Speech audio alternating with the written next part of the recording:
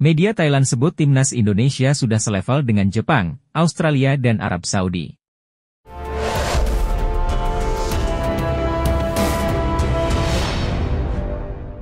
Penggawa timnas Indonesia diminta tak minder harus berhadapan dengan lawan-lawan berat di putaran ketiga kualifikasi Piala Dunia 2026. Hal tersebut disampaikan oleh media Thailand, Tiger Sport. Indonesia akan berhadapan dengan lawan sulit di grup C putaran ketiga kualifikasi Piala Dunia 2026. Skuad Garuda berjumpa Jepang, Australia, dan Arab Saudi yang tampil di putaran final Piala Dunia 2022 lalu. Selain itu, ada Bahrain dan Cina yang secara ranking FIFA ada di atas Indonesia. Jangan berpikir bahwa lawan tim-tim elit di Asia ini sudah menjadi momok, tidak seharusnya. Dengan masuk di babak ketiga, kalian sudah selevel dengan mereka, kata Tiger Sport. Kalau kalian merasa rendah diri mendengar dan melihat nama-nama besar, seperti Jepang, Arab Saudi, dan Australia, artinya kalian sudah kalah sebelum berperang, sambung media tersebut. Menurut Tiger Sport, penggawa Indonesia harus fokus untuk menunjukkan kemampuan terbaik di lapangan hijau. Anak-anak Sintayong tersebut harus berjuang mati-matian. Kalian harus fit habis all out dalam pertandingan, kalian menjadi wakil Asia Tenggara satu-satunya, jadi ayo bikin bangga Asia Tenggara, tuturnya.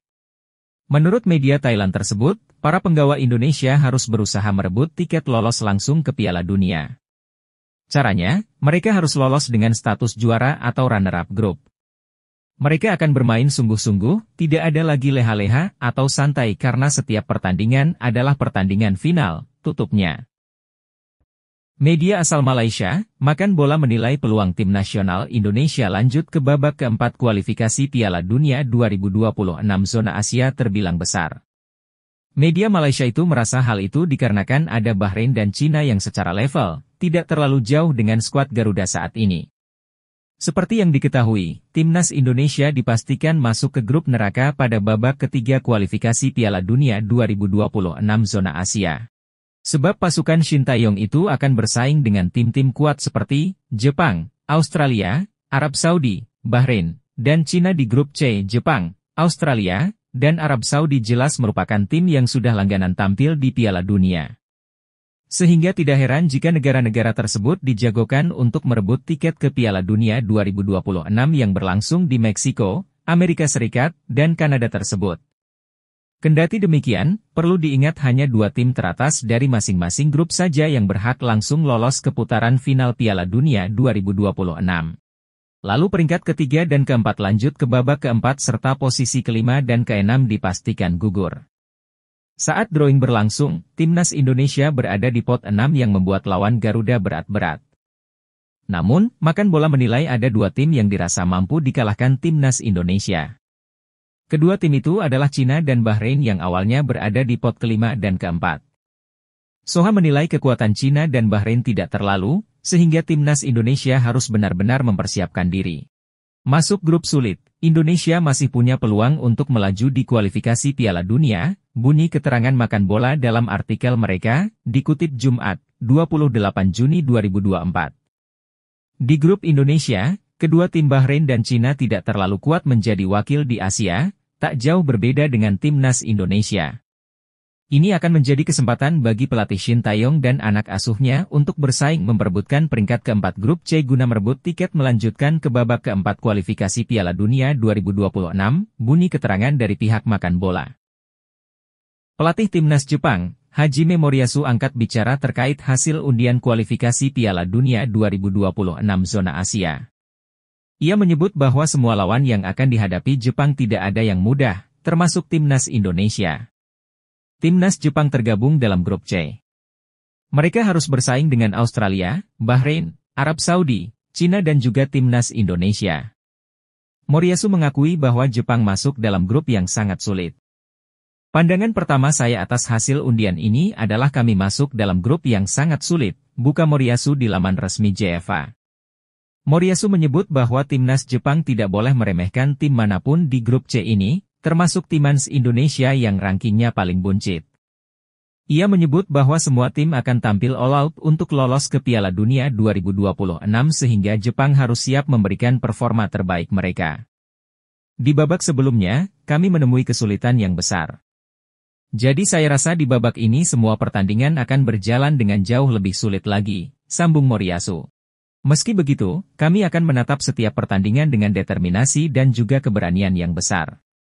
Persaingan di Asia tidak mudah, namun kami akan mencoba untuk menutup semua pertandingan dengan kemenangan. Pada kesempatan ini, Moriyasu juga mengajukan permintaan terbuka kepada seluruh warga Jepang. Ia butuh dukungan seluruh warga Jepang agar The Samurai Blues bisa lolos ke Piala Dunia 2026. Bersama-sama dengan para pemain dan para staf, kami akan memanfaatkan seluruh pengalaman kami sebagai sebuah tim di babak ini. Saya juga mengajak seluruh pendukung kami untuk membantu kami dalam pertempuran ini, pungkasnya. Legenda Timnas Indonesia, Boa Salosa bakal membantu mencarikan pemain keturunan atau diaspora untuk skuad Garuda. Hal ini disampaikan Hamdan Hamedan, legenda Timnas Indonesia asal Papua itu akan mencari dan melihat langsung kualitas para pemain diaspora atau keturunan. Timnas Indonesia selalu ada slot untuk para pemain keturunan atau diaspora yang ada di luar negeri, kata Hamdan Hamedan. Oleh sebab itu legenda kita, Boa Salosa siap memberi dukungan dan mencari pemain diaspora atau keturunan yang ada di luar negeri, lanjut Hamdan. Pemain naturalisasi itu diharapkan bisa mendongkrak prestasi Timnas Indonesia di level internasional dan kini progres mereka dinilai cukup positif. Ketua Umum PSSI Erick Thohir juga pernah menyatakan bahwa dirinya masih menunggu proses naturalisasi 5 pemain keturunan lainnya untuk memperkuat Timnas Indonesia. Meski demikian, program naturalisasi pemain keturunan yang dilakukan oleh PSSI untuk memperkuat Timnas Indonesia mendapat sejumlah tanggapan dari berbagai pihak, tidak terkecuali dari legenda Timnas Indonesia sendiri. Salah satu pihak yang memberi tanggapan atas program naturalisasi Timnas Indonesia adalah legenda sepak bola Indonesia yang pernah menjadi striker andalan skuad Garuda. 3-5 tahun ke depan saya yakin sepak bola Indonesia akan jauh lebih baik, mari kita ingat kata-kata saya, kata Boa Salosa. Media Thailand, Tiger Sport soroti Kenzo Goutmin yang dirumorkan bakal dinaturalisasi Indonesia.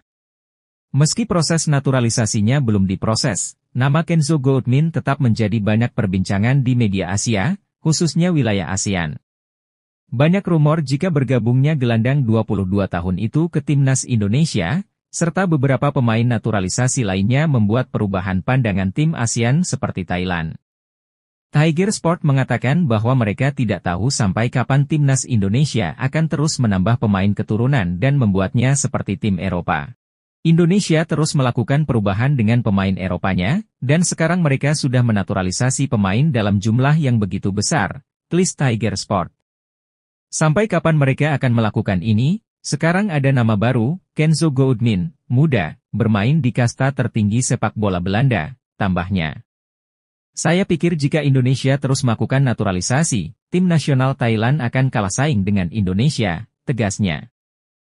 Anggota Exco PSSI, Arya Sinulinga mengungkapkan bahwa ada pemain keturunan bernama Kenzo Goutmin yang tertarik menjadi warga negara Indonesia, WNI. Nama Kenzo Goutmin disebut saat Arya Sinulinga ditanya oleh salah satu media di Jakarta. PSSI disebut tengah menjajaki kemungkinan memboyong pemain keturunan yang bermain di Eropa untuk memperkuat Timnas Indonesia. Menurut beberapa sumber, Kenzo Goutmin merupakan pemain keturunan Indonesia, Suriname dan Belanda. Bak Gayung bersambut, pemain 22 tahun itu dikabarkan tertarik membela Timnas Indonesia, hal itu seperti diungkapkan Arya Sinulinga di depan pewarta. Pemain tersebut, Kenzo, saya dengar memang tertarik untuk menjalani proses naturalisasi, kata Arya. Tapi ingat ini masih rumor yang dibuat teman-teman media, jadi kita, PSSI, pasti akan mencari tahu tentang pemain tersebut, tambahnya. Jika memang sesuai, kita akan ajukan ke pelatih oke, langsung kita proses naturalisasi, tegasnya. Legenda Timnas Jepang, Keisuke Honda, menyebut Timnas Indonesia sebagai kesebelasan yang sangat berbahaya di Asia Tenggara. Ia menantikan duel Garuda melawan Samurai Biru di putaran 3 kualifikasi Piala Dunia 2026 zona Asia. Timnas Indonesia berpotensi berjumpa Jepang di putaran ketiga. Tim Merah Putih masuk ke pot 6 undian, sementara skuad asuhan Hajime Moriyasu ada di pot 1 alias unggulan.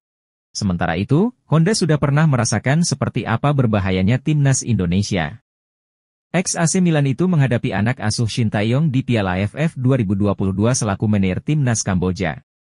Oleh karena itu, Honda berani menyebut Indonesia sebagai kesebelasan paling berbahaya di Asia Tenggara. Ia mengatakan, komposisi pemainnya juga komplit. Indonesia adalah tim yang sangat berbahaya di Asia Tenggara. Dari sisi kualitas, mereka punya pemain komplit, ujar Honda, mengutip dari media Vietnam, dan Tri, Minggu, 23 Juni 2024. Indonesia, ini merupakan tim terlengkap di kawasan Asia Tenggara tersebut, tukas pria berusia 38 tahun tersebut.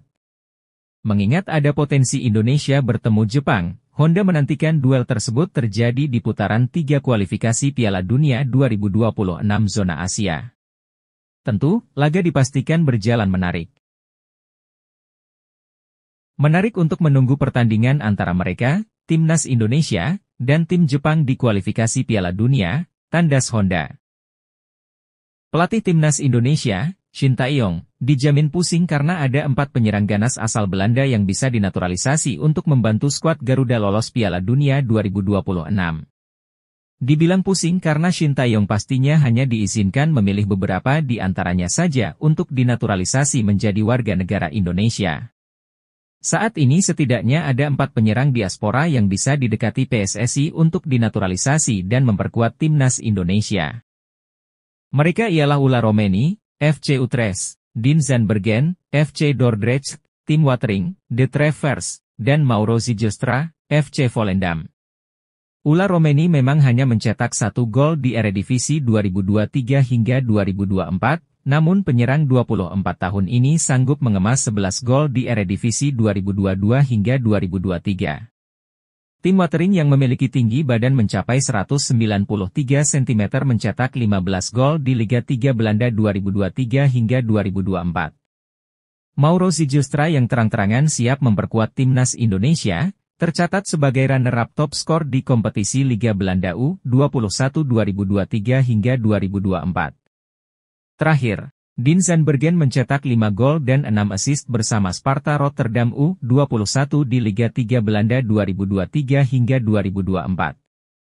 PSSI kabarnya sudah melakukan pendekatan kepada Ulla Romeni, namun tidak diketahui prosesnya sudah sampai mana. Jika Ulla Romeni sulit didapatkan, Shin Tae-yong dan PSSI sejatinya bisa mengalihkan bidikan ke 3 nama lain.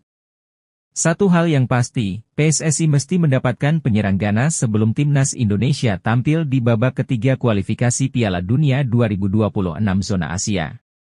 Jika tidak, sulit bagi skuad Garuda membongkar pertahanan tim-tim kuat Asia di babak tersebut.